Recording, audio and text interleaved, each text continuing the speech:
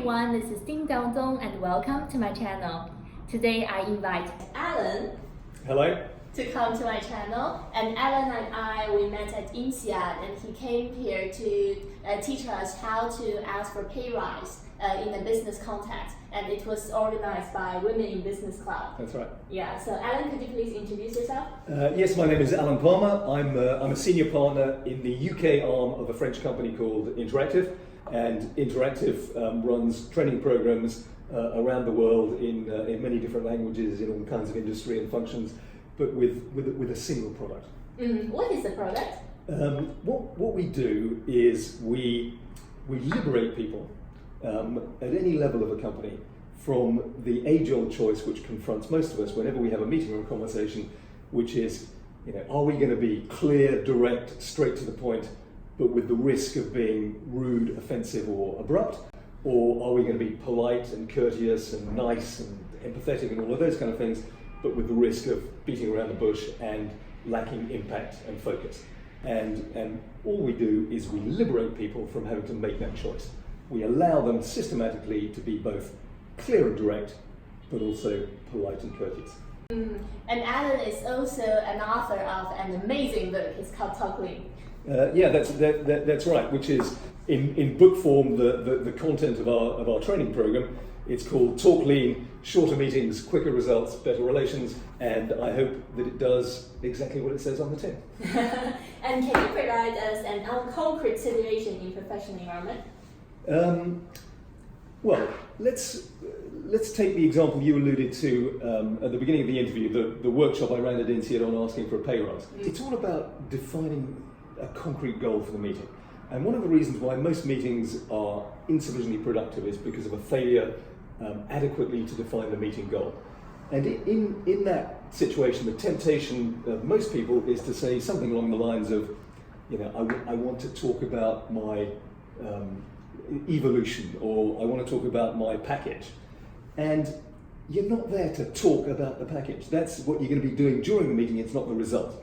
What you're there for, I imagine, is probably something along the lines of, I'm hoping that you will promise me that you'll be going to see HR and finance to give them a firm recommendation that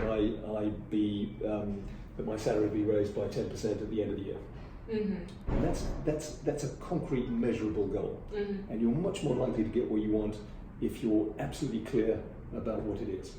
Usually we avoid the topic. Exactly, because people are uncomfortable doing so. And if I may say so, I think women find it particularly difficult to do so, partly because there's the playing field isn't level, and you are much more likely than men are to be accused of being bossy or pushy if you're that direct. Exactly.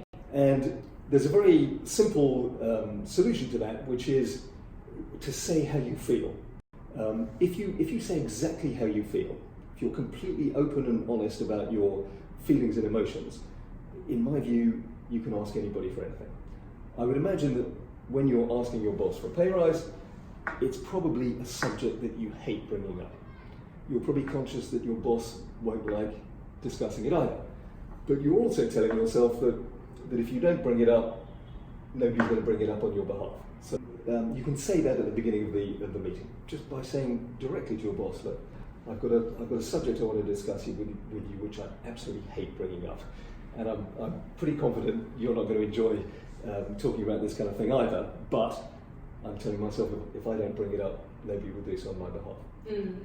And saying that will then make it comfortable.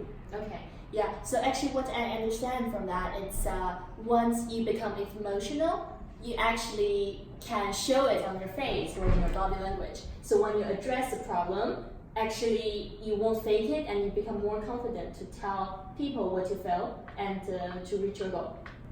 I'd like to say something about that word emotional. Mm. Generally, when I certainly don't recommend that people become emotional, never.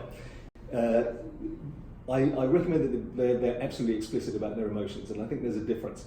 I think when people are accused of being emotional, and it's never a compliment, by the way, it's because they are showing their emotions implicitly.